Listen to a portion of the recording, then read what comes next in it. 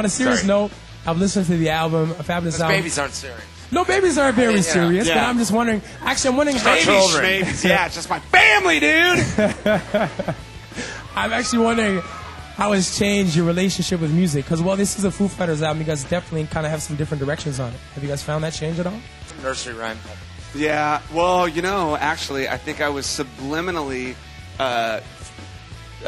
forced into writing the chorus from that song, The Pretender, is a lot like this children's song, One of These Things Is Not Like the Other. And so, like, I remember writing that song and thinking, man, I think I've heard that before. And then Chris, our guitar player, said, dude, that sounds a lot like that Sesame Street thing. And I said, I'll use it. That's a hit. Now, was that in the basement? Because you guys went back with Gil for this album, Gil Norton. So I'm wondering if you guys went back to your basement as well. We're coming. We'll be there in a minute. Hold on. Did you guys go back to the dungeon?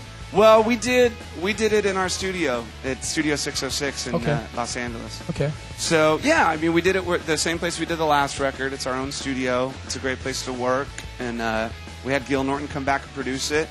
And it was a really easy record to make. We thought it was going to be kind of difficult, but man, it happened quick. Okay. Interesting song on the album was the tribute. And to make sure I get it right here, the Ballad of Beaconsfield Miners. That's right. Yes, and it really is a testament to the power of music, though, when you hear the album and, you know, you guys established quite a relationship after that.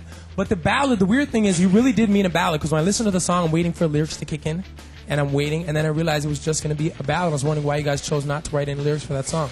Well, if the story behind it is that there were these two miners that were trapped in a mine collapse in Tasmania, in Australia.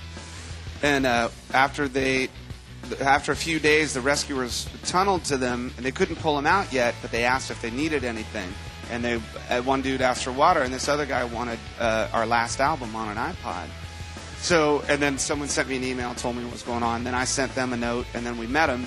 And, I mean, it's an incredible story. They were down there for, like, I don't know, 2 weeks, 12 days or something, trapped in a tiny space, really deep underground. With the Foo Fighters, though.